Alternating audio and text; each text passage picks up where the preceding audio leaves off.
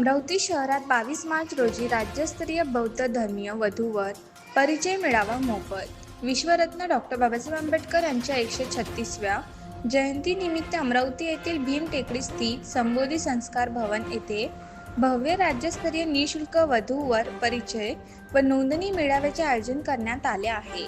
22 मार्च 2026 रोजी होणाऱ्या या मेळाव्याची सविस्तर माहिती सिद्धार्थ वधूवर सूचक केंद्राचे संचालक सिद्धार्थ दामोदरे यांनी जिल्हा मराठी पत्रकार भवन येथे आयोजित पत्र परिषदेत दिली।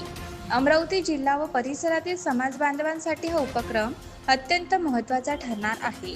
या मेळाव्याचा मुख्य उद्देश समाजातील गरीब शेतकरी, मजूर व कष्टकरी वर्गातील युवक युवतींसह घटस्फोटित व्यक्तींना योग्य जोडीदार मिळवून देणे आहे।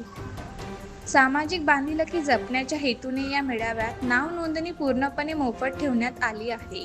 आर्थिक परिस्थितीमुळे विवाह जमावतेंना येणाऱ्या अडचणी दूर व्हाव्यात या विचारातून अमरावती शहरात या विनामूल्य उपक्रमाचे नियोजन करण्यात आले आहे। मेळाव्याच्या यशस्वीतेसाठी जिल्ह्यातील सामाजिक व राजकीय क्षेत्रातील कार्यकर्ते आणि आंबेडकरी चळवळीतील पदाधिकारी परिश्रम घेत आहे। बौद्ध समाजातील जास्तीत जास्त विवाह इच्छुकांनी या सुवर्ण संधीचा लाभ घ्यावा असे आवाहन मुख्य आयोजक सिद्धार्थ दामोदरे यांनी पत्रकार परिषदेच्या माध्यमातून केले आहे।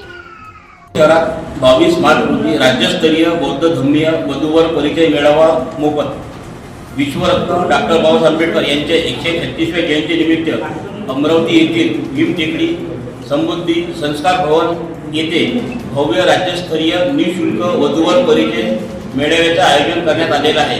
22 मार्च 2026 रोजी होणाऱ्या मेळाव्याची सविस्तर माहिती आम्ही सिद्धार्थ वधू सूचक केंद्राचे सिद्धार्थ दामोदरे, स्वप्नपूर्ती वधू सूचक केंद्राचे अशोकी मेश्राम आपल्याला आज 14 रोजी मराठी पत्रकार भवन येथे आपल्याला ही माहिती देत आहे। या मेळाव्याचा मुख्य उद्देश आहे की समाजातील गरीब शेतकरी, कष्टकरी व वर्गातील युवक युवतींसह घटस्फोटित व्यक्तींना योग्य जोडीदार मिळवून देणे हा आहे। सामाजिक बांधिलकी जपण्याच्या हेतूने या मेळाव्यात नाव नोंदणी पूर्णपणे मोफत ठेवण्यात आले आहे। आर्थिक परिस्थितीमुळे विवाह जमवत्यांना येणाऱ्या अडचणी दूर व्हाव्यात या विचारातून अमरावती शहरात या विनामूल्य उपक्रमाचे नियोजन करण्यात आलेले आहे। मेळावा यशस्वीतेसाठी जिल्ह्यातील सामाजिक